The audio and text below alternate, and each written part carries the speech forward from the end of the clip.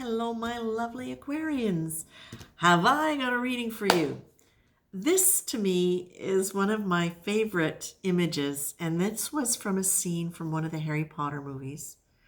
Um, it's been a long time since I read the books, so I don't know how it would play out if you've only read the books. Oh, sorry, July 14th, or when you get this, and it won't be for everybody. So, here we go. If you've watched the movies, this comes from The Prisoner of Azkaban, and it's when Harry is meeting Buckbeak, when Hagrid is the professor for magical creatures. And Buckbeak, of course, is this potentially very, very dangerous creature that looks like this great big huge eagle almost, but walks around as well as flies. That's a very bad description, but you'll get it if you get this. The thing about this, the reason why this is so important, as I started asking them why this is what they gave me, it was two things. One is that Harry is initially frightened, and he gets put into a position of actually confronting this monster because everybody else backs up. He doesn't intend to step forward and greet this creature. The second thing is, it's about honoring and respecting this creature that allows you to bond with this creature. That if you go in all haughty and with an arrogance and do not respect, then that's when this creature could become dangerous. But as he's guided, he bows to, and this creature allows him to come forward and touch him. Then he gets thrown onto the back of this creature. Now he's just gone through all of this anxiety and this real fear about dealing with this creature. And now all of a sudden he's flying and he's terrified. Hang on, but don't pull his feathers. He won't like that. And so, but the next thing you see is them flying over this water with the mountains, and I'm getting shivers, and the mountains all around them, and sky. And Harry is just absolutely releasing himself into this experience of flying. And Buckbeak is flying and dripping his toe into the water and then coming up again. And it's the most beautiful scene because it goes from all of this anxiety and not knowing and this lack of trust between these two to this moment of complete and total exhilaration and freedom. And that is what I feel Spirit is telling you. The first image that I got before the Buckbeak scene, but I didn't understand it, was you flying in the air. But then when I looked, there were wings. What I'm being told is that you are flying on the wings of angels, that you are being supported. You're being supported into the unknown. You are being supported through this time of anxiety and this not knowing. And what you're being asked is to understand that whatever you're losing in this, whatever you lose in order to find this freedom in yourself, it's all okay, because there is more to be had than what you will lose. There is humor, there is playfulness, there is your ability to really, really appreciate who you are, your ability to really appreciate other people. There is grace.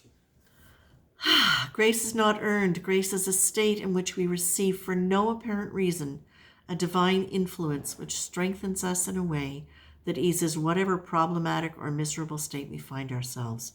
Grace needs only to be accepted in order to be received.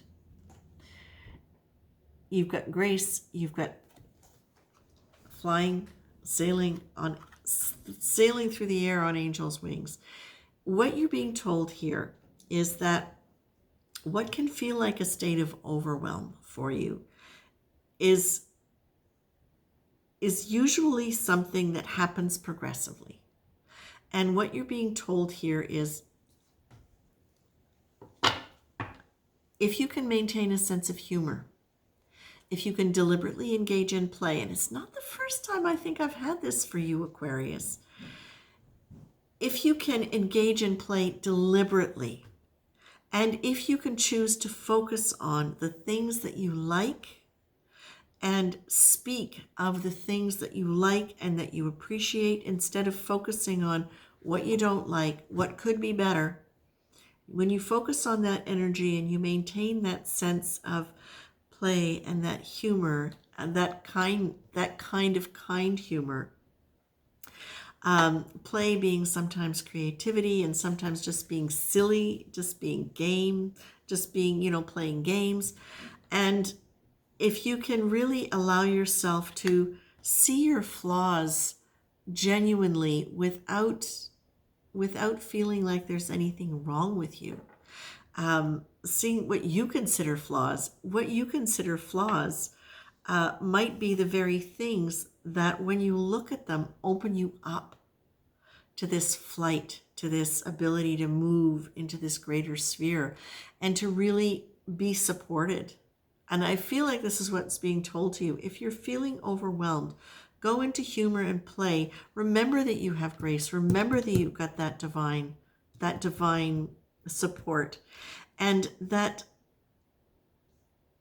if you're looking at things that you're going to have to give up or things that you might give up, no, I'm sorry, I have to change that, because this is what they're saying, is that there may be things that you are going to give up simply because once you step into flight, you're going to realize that it's not a loss to let go of them, but you might not be perceiving them right now. The main thing here is keep your sense of humor about things. Keep a sense of play, and don't feel this whole sense. Thank you. The thing you're reminding me of is when I first tuned into this and you were sailing through the air, it was with a sense of relief. It was with a sense that you've come out of a period of fatigue or overwhelm, and that almost like now you are able to lean into grace. You are able to trust that there is divine support there for you. And it's really almost with this sense of, that you're able to do it. And that is a beautiful thing. For those of you who are still struggling with that, not quite there yet, this is where you go, humor and play. And remember that you have that support. And remember, it doesn't matter if you've lost the energy. Thank you. It doesn't matter if you've lost the vision. It doesn't matter if all of a sudden you don't know where you're going. It doesn't matter, Aquarius. Not now. It doesn't matter. You are being supported. You are being supported, and it's time for you to have humor and play and relax. It's time for you to just really look at those things in you that you like, those things in the world around you that you like, and speak to those things. And just let this grace and this movement take you where you need to go. Because whether you lose something in this or not, there is liberation for you. And again, you're being asked, focus, word fast, watch how you speak, remove limiting concepts. Please, Aquarius, you have sometimes felt as though you needed to create a structure around you that was, how can I put this? That was socially acceptable in some way. And even if it was offbeat a little bit, it was still within the social construct of what was considered honorable, good, something you could be proud of, whatever. But what they're saying is this is really a time now where you get to let go of whatever fatigue you've built up over trying to maintain yourself within a structure that was too limited for you and that was not really honoring who you were. This is where you get to really let yourself float on the wings of the divine and let that energy replenish you. This is where you get to be nourished, where you get to have a breath of the divine. And now you've got compassion. Oh, compassion carries an awareness of the vulnerability of others and ourselves. There's an empathy which allows for a gentle, kind approach, nudging us to move away from the needs to blame and judge and move towards a desire to simply understand. Choose compassion. If this is about an event or a person in your life, this still applies, but it could just simply be that you have gotten to this point in your life where now you have understood the structure that you've been in needs to change. And you might not know how, you might not know how. Chances are you don't. And even if you do, you might find that changing as you lean more and more into grace, into compassion, into play, into humor, and into all good things. Aquarius, this feels like this is really a point of liberation where as much work as you've done to get here, there have been some mental structures that perhaps have not completely released you. And I feel like this is a sign of release into a much bigger picture. So I'm going to leave you with that. And if you haven't watched that film, it's fairly early on in the film. I believe it is the Harry Potter Prisoner of Azkaban. Yes, it is. It's the Prisoner of Azkaban. Okay?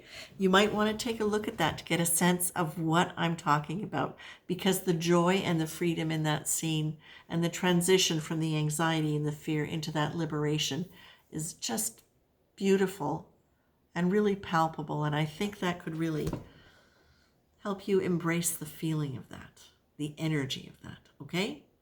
Take care, Aquarians. Have a good flight.